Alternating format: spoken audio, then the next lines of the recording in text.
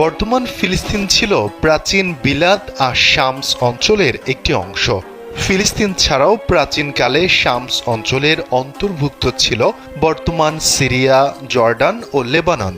শাম দেশ সম্পর্কে রাসূল সাল্লাল্লাহু আলাইহি ওয়াসাল্লামের বেশ কিছু ভবিষ্যদ্বাণী রয়েছে। বিশেষ করে বাইতুল মুকাদ্দাস ও তার আশপাশের এলাকায় অদূর ভবিষ্যতে কি হতে যাচ্ছে সে বিষয়ে অনেক ভবিষ্যদ্বাণী করে গেছেন নবী সাল্লাল্লাহু আলাইহি ওয়াসাল্লাম। এক হাদিসে আবু হুরায়রা রাদিয়াল্লাহু তাআলা আনহু বর্ণনা করেন, রাসূল সাল্লাল্লাহু আলাইহি ওয়াসাল্লাম বলেছেন, কিয়ামত সংগঠিত হবে না যতক্ষণ পর্যন্ত মুসলমানগণ ইহুদি সম্প্রদায়ের সাথে লড়াই না করবে। মুসলমানগণ তাদেরকে হত্যা করবে, ফলে তারা পাথর বা বৃক্ষের আড়ালে আত্মগোপন করবে। তখন পাথর বা গাছ বলবে, হে মুসলিম, হে আল্লাহর বান্দা, এই তো ইহুদি আমার পশ্চাতে, এসো তাকে হত্যা করো। কিন্তু গারকাত গাছ এ কথা বলবে না, কারণ এ হচ্ছে ইহুদিদের গাছ। বায়তুল মুকাদ্দাস তথা ফিলিস্তিনকে মহানবী সাল্লাল্লাহু আলাইহি ওয়াসাল্লাম বিজয়ীদের ভূমি হিসেবে উল্লেখ করেছেন, অর্থাৎ ইহুদিদের নির্যাতন ও হত্যাযজ্ঞ একদিন শেষ হবে। মুসলমানদের একটি দল তাদের সঙ্গে যুদ্ধ করবে এবং বিজয়ী হবে।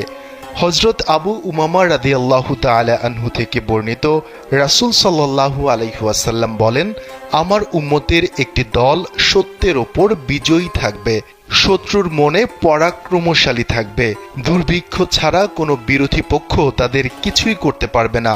আল্লাহর আদেশ তথা কিয়ামত পর্যন্ত তারা এমন থাকবে। সাহাবীরা জিজ্ঞাসা করলেন, হে আল্লাহর রাসূল, তারা কোথায় থাকবে?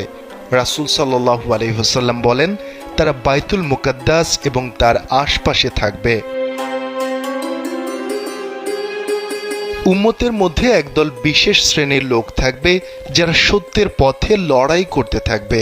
তাদের সঙ্গে আল্লাহর সাহায্য থাকবে। তারা সত্যের পক্ষের সংগ্রামকে কিয়ামত না আসা পর্যন্ত অব্যাহত রাখবে। কেউ তাদের কোনো ক্ষতিও করতে পারবে না।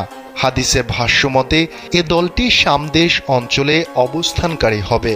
মুগিরা ইবনে শুবা রাদিয়াল্লাহু তাআলা আনহু থেকে বর্ণিত, রাসূল সাল্লাল্লাহু আলাইহি ওয়াসাল্লাম বলেন, আমার উম্মতের এক দল সবসময় সত্যের ওপর বিজয়ী থাকবে। এভাবে কিয়ামত এসে যাবে আর তারা বিজয়ী থাকবে। তাদের অবস্থানস্থল সম্পর্কে আরেক হাদিসে আবু উমামা রাদিয়াল্লাহু তাআলা আনহু বর্ণিত হাদিসে রাসূল সাল্লাল্লাহু আলাইহি ওয়াসাল্লাম বলেন, আমার উম্মতের একটি দল সত্যের ওপর বিজয়ী থাকবে, শত্রুর মনে পরাক্রমশালী থাকবে। দুর্ভিক্ষ ছাড়া কোনো বিরোধী পক্ষ তাদের কিছুই করতে পারবে না। আল্লাহর আদেশ তথা কিয়ামত পর্যন্ত তারা এমনই থাকবে। সাহাবায়ে কিরাম জিজ্ঞাসা করলেন, হে আল্লাহর রাসূল, তারা কোথায় থাকবে? রাসূল সাল্লাল্লাহু আলাইহি ওয়াসাল্লাম বললেন, তারা বাইতুল মুকাদ্দিস ও তার আশেপাশে থাকবে। শাম একসময় মুসলমানদের আশ্রয়স্থল হবে। সেখানকার দামেস্ক নগরীর পার্শ্ববর্তী গোত নগরী তাদের সেনা ছাউনি হবে। হযরত আবু দারদা রাদিয়াল্লাহু তাআলা আনহু থেকে বর্ণিত, রাসূল সাল্লাল্লাহু আলাইহি ওয়াসাল্লাম বলেন, মহাযুদ্ধের সময় মুসলিমদের ছাউনি হবে গোতা শহরে, যা দামেস্ক নগরের পাশে অবস্থিত। এটি শামের উৎকৃষ্ট শহরগুলোর একটি। অন্য বর্ণনায় রয়েছে, রাসূল সাল্লাল্লাহু আলাইহি ওয়াসাল্লাম ইরশাদ করেছেন, অচিরেই তোমরা শাম বিজয় করতে পারবে। যখন তোমাদের সেখানে বসবাসের এখতিয়ার দেয়া হবে, তোমরা দামেস্ক নগরীকে বাসস্থান বানাবে, কেননা তা যুদ্ধ পরবর্তীকালীন মুসলিমদের আশ্রয়স্থল হবে আর তাদের ছাউনি হবে সে দেশের একটি ভূমি যাকে গোতা বলা হয়। ঈসা আলাইহিস সালাম দ্বিতীয় আকাশে অবস্থান করছেন। কিয়ামতের আগে তিনি আবার পৃথিবীতে অবতরণ করবেন। দুজন ফেরেশতার ডানায় ভর করে সিরিয়ার দামেস্ক শহরে শুভ্র মিনারের কাছে তিনি নেমে আসবেন। আবার সিরিয়ার বাবে লুদ নামক স্থানে দাজ্জালকে মেরে ফেলবেন।